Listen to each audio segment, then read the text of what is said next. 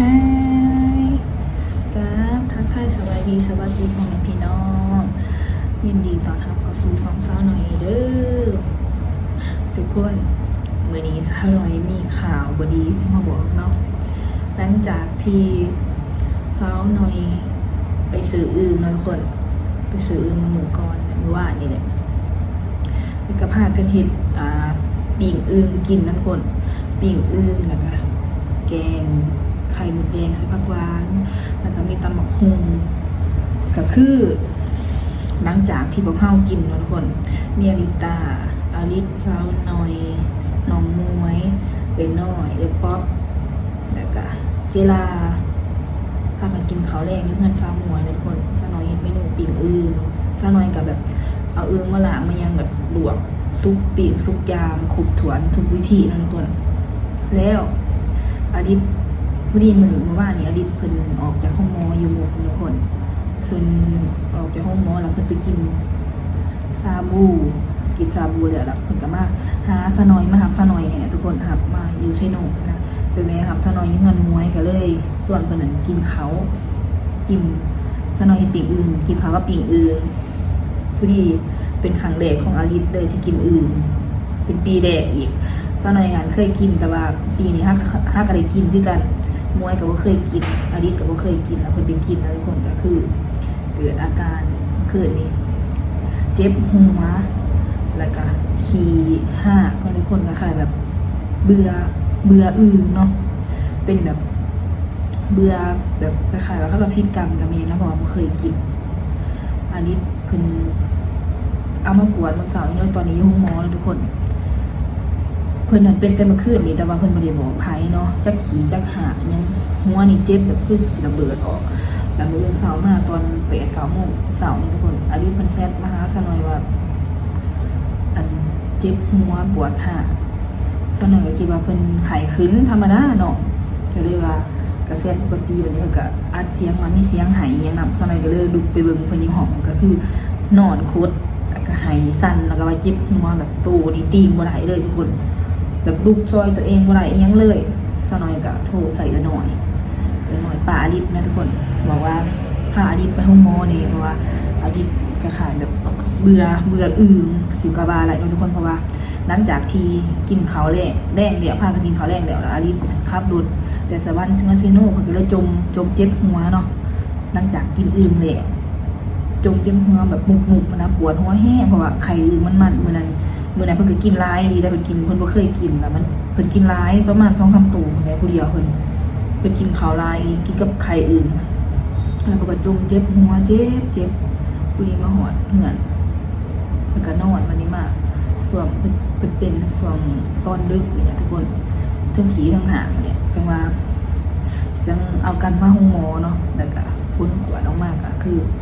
เอาไปกวดเลือดแล้วก็ซักยาใส่น้ำอันนั้นแพทย์เพิ่นว่าอดิตเพิ่นเนี่ยว่าอาหารเป็นพิษก็คือสิแม่น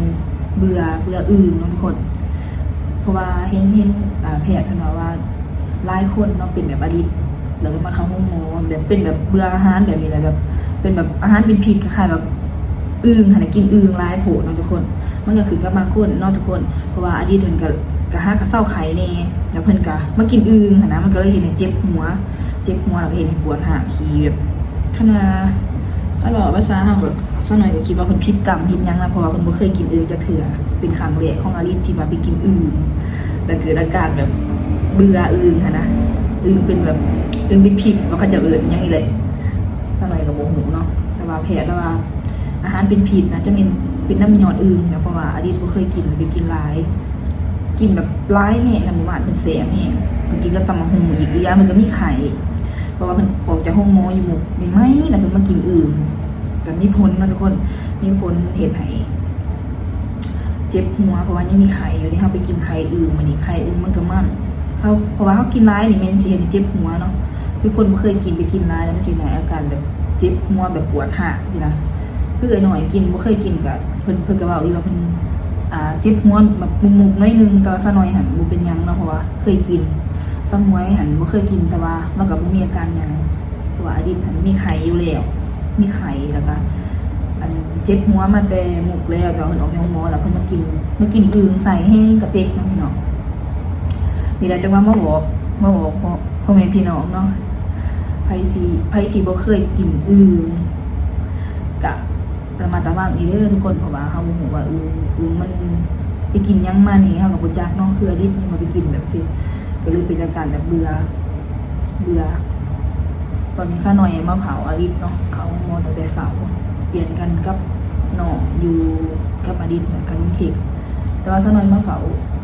ตอนนี้เพิ่นน่ะเมื่อปิดหาดทุกคนอยู่ตลาดใส่น้ำทะเลไปประมาณ3-4 ตุกแล้วนะทุกคนแล้วก็ซักยาไป2 เข็มขออนุญาตเด้ออันนี้เป็นยาแก้ปวดน่าจะแก้ปวดเจ็บหัวเพราะว่าอดิษยังมีอาการเจ็บหัวอยู่นะทุกคนเจ็บหัวแบบมุบๆนะแต่ว่าเมื่อยเจ็บท้องยังไข้นี่เดี๋ยวติตะกะบาบนะทุกคนบ่เคยกินนะพากันไปกินแล้วเพิ่นก็เสียบว่ามันกินหลายขนาดน่าจะเบิดตุกนี้เนาะทุกคนก็สิได้ออกจากคลินิกแล้วเพราะว่าเขาใส่ประมาณ3-4 ตุกเพราะว่าน้ำทะเลเขาใส่ประมาณ3-4 ตุกแล้วทุกคนอันนี้เป็นตุกสุดท้ายเพราะว่าซะน้อยทำอันแพทย์เพิ่นน่ะคันเบิดตุกนี่คันยังบ่ไข้แน่ก็สิได้นอนโรงหมอคันบ่ไข้คันไข้แน่ก็พากันไปนอนพักผืนอยู่เฮือนเนาะทุกคนแต่ก็บาปนอนแท้นอนว่านี่แหละว่าสิเป็นจะตกใจเฝ้าอลิศตัวน้อยอันนั้นน้ำทะเลกับเบิดนะทุกคนกันสูงเบิดแล้วก็ตัวน้อยจึงสิไปยางเป็นบอกแพทย์เราเบิดแล้วก็จะถามเพิ่นว่าให้กลับบ้านในบ่หรือว่ายังอลิศยังเหนื่อยก็สินอนอยู่นี่อีกเป็นอะไรเฮ้ยล่าสุดผู้ที่ใส่น่ะผู้ที่เบิด4 ตุกน้ำทะเล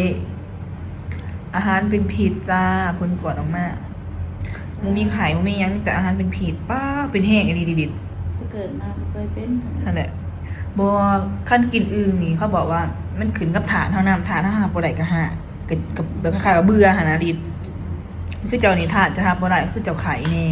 เคยกินอยู่แต่เคยก็แสดงถ้าเกิดลูกมาก็ยังบ่เคยกินนะเฮ้ยบ่ว่าได้เพราะว่าจะพิษกรรมคล้ายๆว่าจะออกลูกมาจะยังทันได้กินในตอนนั้นจะบ่ทันได้มีลูกจะกินได้สินะกับอีหยังออกมาแต่โรงหมอแน่สินะจะเมื่อยกินบ่เลือกเลยแบบจะส่วงอย่างยังกินตำหูอีกแน่ว่ากินได้ตำหูค่ะกินได้จะกินเผ็ดกินยังไงปากสิปากจืดสินะกินเผ็ดใส่เพราะมันแบบไข้นี่ตอนขับรถมาก็เจ็บอยู่หน่อยนึงก็อดได้ตอนนอนนี่ตี้1 ปุ่นกันไปนอนปุ่นท้องเนาะปุ่นท้องเริ่มนักหัวนักแห้ง3 โมงลุกมาห่างกาดำเบิดไข่อึ่งออกหางอยู่ห้องน้ำบ่ไข่อึ่งจักตะมะหอหุ่นคือตะไอ้ตูนมันคือบ่โตใส่กูเด้กูมืนตาของเรารับตาไปเช้าไปบ่เช้าไปก็นั่นแหละ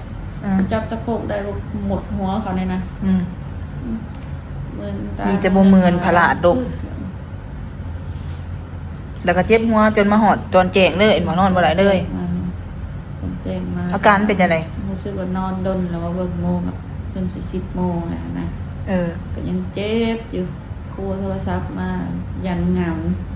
กูเลยส่งบอกมันกับสมองว่ากูผสมบอกน้อยทั้งบอกทั้งหายเจ็บแฮงนั่นแหละเขาก็ว่าจะเป็นหยังว่าเห็นจะอาจเสียงว่าเสียงหายเขาฝ่าลูกไปเบิ่งว่าเพิ่นนอนโคตรอยู่ตีงโตกับบ่ได้ว่าซั่นลูกบ่ได้ห้วยเขาว่าบอกเป็นตาย่านแท้ลูกก็นอนเต็งอยู่อาทีก็ตื่นนี่นะทุกคนแบบคล้ายๆแบบขั้นทางกายมันแบบว่าขั้นหนอกภาษากับบางเทื่อกับพิษกรรมเพราะว่าจากแต่จะออกเอาทีมาอันนั้นจะยังบ่ทันได้เคยกินอื่นยังเถื่อเคยกินอยู่ตอนเพิ่นยังบ่ได้ท้องเคยกินตอนบ่ทันท้องตอนในลูกแล้วพี่แล้วก็อีกอย่างถาดจะก็ฮับบางเทื่อมันก็ฮับถาดอื่นบ่ได้สินะเห็นเพราะว่าข่อยถามแพทย์มึงนึงแล้วว่าบางคนก็บ่ถือกับอื่นแบบถาดถ้ามันบ่ฮับแล้วว่าคล้ายๆแบบบดิษนี่นะว่าแบบเดียวกันเลยเขาเป็นหลายคนบ่แม่นสิเป็นถึงเจ้าอาการแบบเดียวกันเลยเจ็บหัวแบบเบื่อหากแล้วว่า รอเดียวกันแม่นแล้วค่ะ เบื่อเขาตายเลยว่ะ เบื่อเลยแล้วสาวกินดื่มเลยเด้อบัดนี้ แค่ดูกระดาษนะ เสียแท้ๆมันคือได้กินแท้อุ้ยเลยแซ่บพุ่นน่ะ เมื่อได้คลิปแล้ว เดี๋ยวคลิปกำลังสิปล่อยนี่จักหน่อยนี่หยุกโปะยุกยั้งอีได้เสียเพิ่น กินไรบ่ไรเบิดในคลิป เดี๋ยวจักหน่อยเนาะทุกคน ธรรมดาได้บ่มันสิกินแบบ แบบกินมึงกินแบบจริงจังขนาดอะไรบ้านี่ กินจังเปื่อยว่าพี่ใหญ่เลย กูเคยเห็นกินข้าวเสียไปจักเถื่อ แต่ไข่มันเน้นๆเลย เดี๋ยวจักหน่อยก็สิได้ออกนั่นทุกคนเพราะว่าถ่ายจะหน่อยเพราะว่ายาเฮาเวิร์ดแต่ก็มีเจ้าสิออกไปนอนพักเผื่ออยู่เฮือนบัดนี้ให้จิจื้อบัดนี้กินหยังกับนวดระว่างเอาหั่นแหละบ่เคยกินกับบ่ฟ้าวบ่ต้องกินหั่นนะหยาดเป็นจังซี่แล้วมันยากมากจะหน่อยตุยนะจ๊ะข้าวหน้าก็กินมันตรงเวลาแน่ดิดเอ้ยคือจะลบแม่นว่าเป็นวิอันบ่คันว่าบ่เห็นมีพ้นเห็นเฮ็ดจังได๋บัดนี้สมมุติว่าแน่สิบ่ได้ ปีนี้คือวันนักนะ แม่ปีนี้เจ้านักเด้อบ่จักเป็นวินเป็นเบิ่นลมคูบลมคาบเพราะว่ามืออันนั้นเพราะว่าได้มือฮักเพราะว่าจะจำอันนี้เพราะว่ามาพิษอื่นอีกไข่อีกอ้าวมีแต่แน่เป็นปีเพิ่นบ่ดีเนาะทุกคนสวงซาบไว้เดี๋ยวเฮาสิได้ออกกลับบ้านเนาะทุกคนไปพักผืนอยู่เฮือนพุ่นแหละ แค่จะมีซะหน่อย แม่น